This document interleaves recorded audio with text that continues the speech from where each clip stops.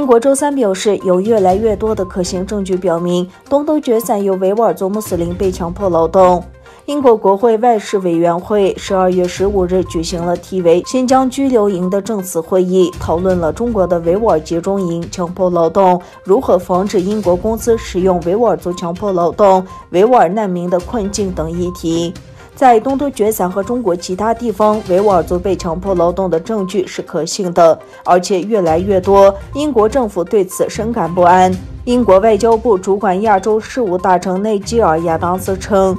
亚当斯对英国广播公司的一篇报道发表了上述言论。BBC 的报道称，全球服装品牌间接采购东突厥散种植的棉花。美国智库全球政策中心周二发表一份新的报告，发现证据显示维吾尔族劳工遭到强迫劳动，被要求手摘棉花。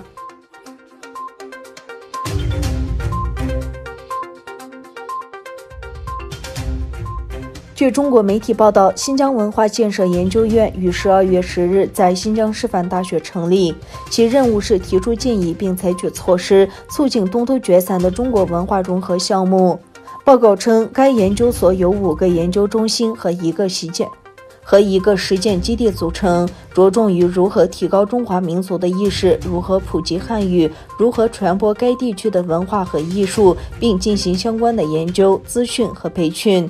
政治观察家认为，中国成立研究机构是种族灭绝扩大及其对大学和研究机构的同化政策的标志。他试图以无耻文化为借口，用中国文化取代维吾尔族文化。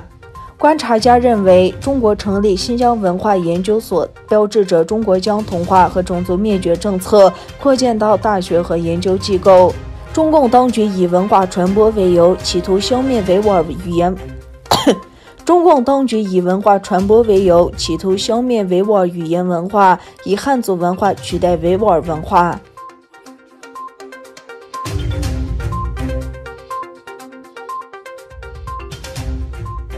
美国国务卿蓬佩欧批评中国削减维吾尔族的宗教自由。蓬佩欧在接受唤醒美国的布洛米什特的采访时，抨击中国以绝对破坏性的方式对待100万维吾尔族穆斯林，并将其同等于1930年代纳粹德国对犹太人的种族清洗。蓬佩欧说，中国处于严重毁灭性境地，他们正在以绝对破坏性的方式对待维吾尔族穆斯林，这是自1930年代德国以来我们从未见过的事情。他还提及前集中营拘留者沙乌提巴伊的说法，称中国在教营中维吾尔族穆斯林被迫在每个星期5吃猪肉。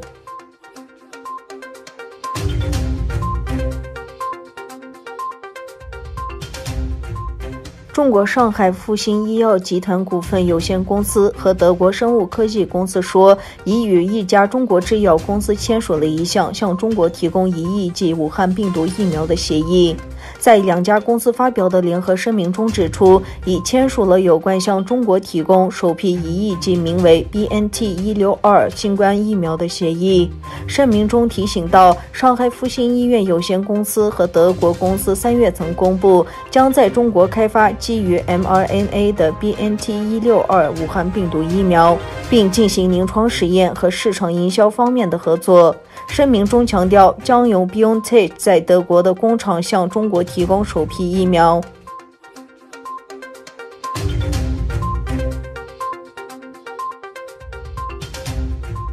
欧洲议会已批准2021年至2027年的欧盟预算，总额超过1万亿欧元。在布鲁塞尔举行的欧洲议会会议上，讨论了欧盟的下一个7年预算。欧洲议会还批准了一种将欧盟资金与法治联系起来的新机制，以及欧盟为预算提供新收入来源的计划。